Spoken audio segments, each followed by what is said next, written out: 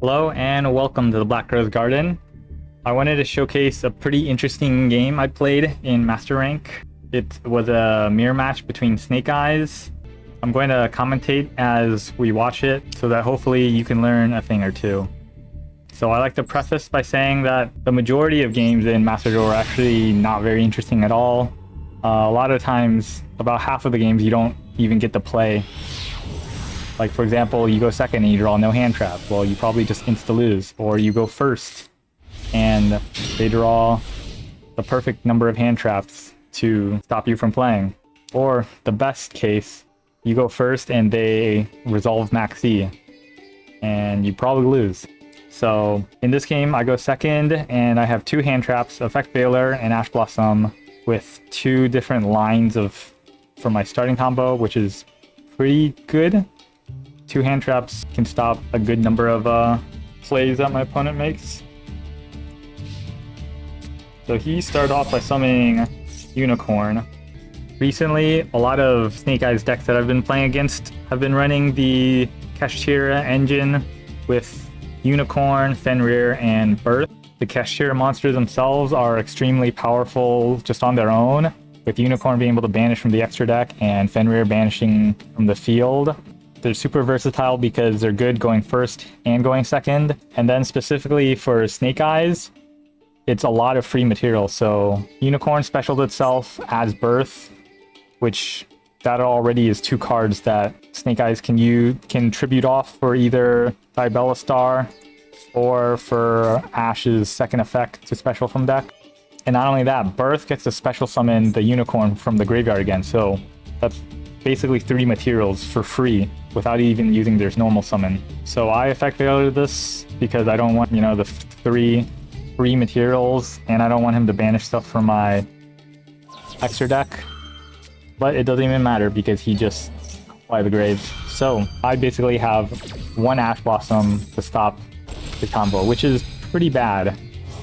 Most Snake Eyes hands can play through one Ash Blossom. Of course, he gets to banish. Actually, I would say here, he banished the IP Masquerina.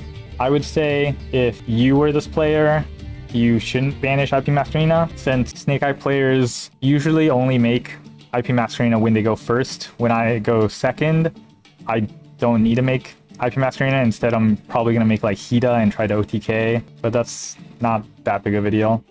So we'll keep going.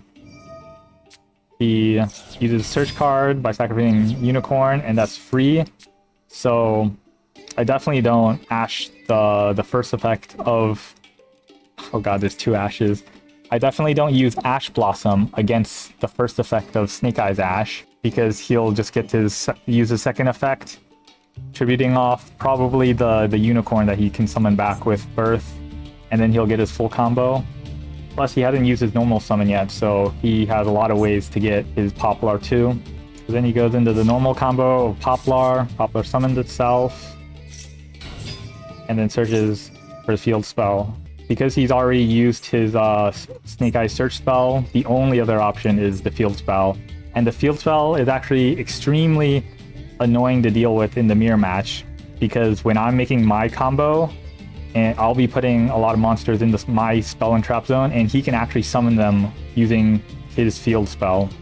So it's actually really disruptive, which is why I choose to Ash him here. The only other option is I can Ash Blossom the second effect of Snake Eyes Ash when he tributes two cards to summon from deck. But the problem with that is if he plays through that, which he can, because he has two cards in his hand and he hasn't used his normal summon, there's a lot of variations where he can play through that. He'll just get his full combo. So it could end his turn if I Ash Blossom the second effect of Snake Eyes Ash. But if I Ash the Poplar, then I'm guaranteed to not have to deal with his field spell on my turn, which is why I do it. And after this, I have no hand traps, so he just gets his full normal combo. Pretty standard. There's not much to talk about. If you play against or have played Snake Eyes, you should be very familiar with this. Ash goes into Oak, then goes into the big guy.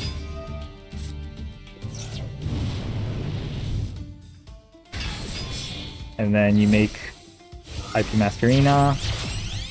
The Flame Burge's graveyard effect summons 2 more materials, which lets you go into Promethean Princess. Oh, I guess he makes a Link Karibo here because he forgot to at the beginning. That doesn't really matter at all.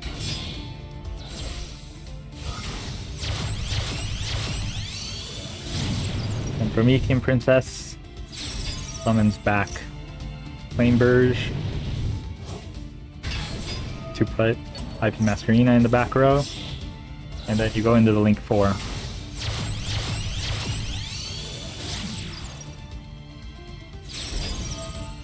Oh, and on top of that, he gets to summon back his Unicorn, which means he gets to banish something else from my extra deck, which is, you know, really, really fun.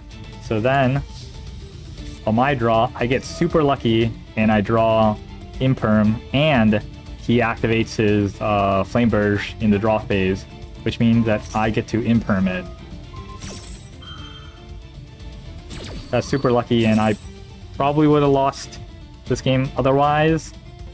So normally, if you have the field spell, you can activate Flame Burge in the draw phase, and if they Imperm, then you can later on, you can use the field spells effect to summon IP Masquerina, and then you can go into Apollousa.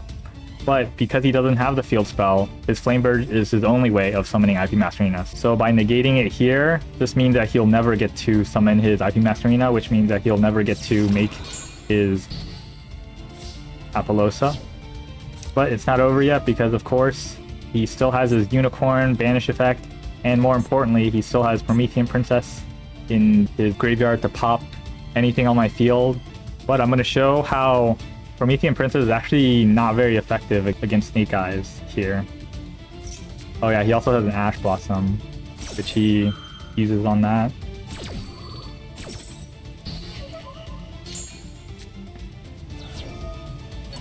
Oh yeah, and Birth has a second effect, which is really fun. Here he banishes my Wanted, which means I don't get the additional draw that I normally would, but this effect is pretty powerful, and in other situations it could banish really important stuff from the graveyard, so that's a pretty powerful effect too.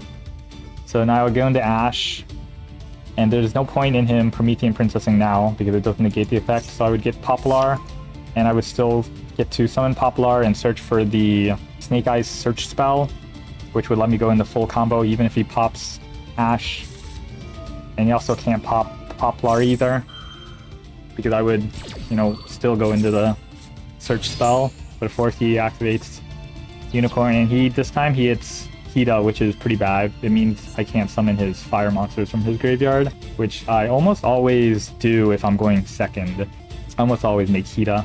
But now, because he didn't use Promethean Princess to pop either one of these, that means I don't have to go into my Snake Eyes search spell, and instead I can go for the field spell. And then once I activate the field spell, which I immediately do, this means that if he ever uses Promethean Princess, then I get to special summon my Flame Burge. So now it's even more awkward for him to use Promethean Princess, and that's pretty much the only disruption he has left. So I keep going, standard combo, Ash go into Oak. So now I summon Flame Burge, and it would be pretty bad if he popped the Flame Burge too, even though I don't have anything in my back row, because I would still get the summon too.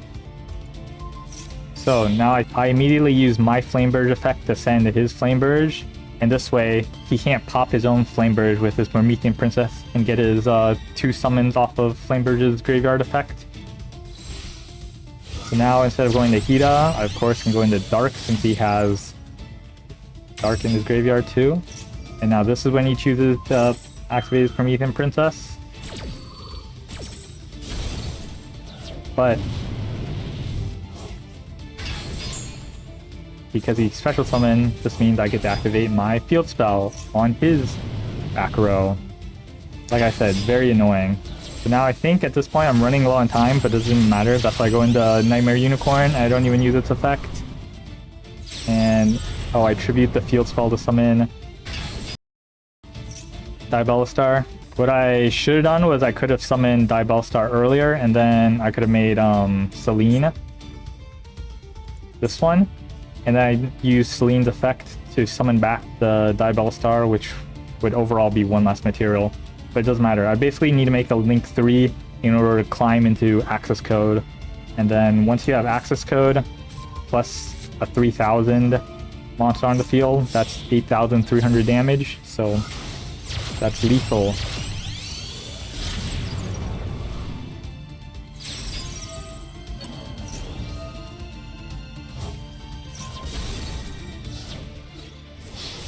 And that's it.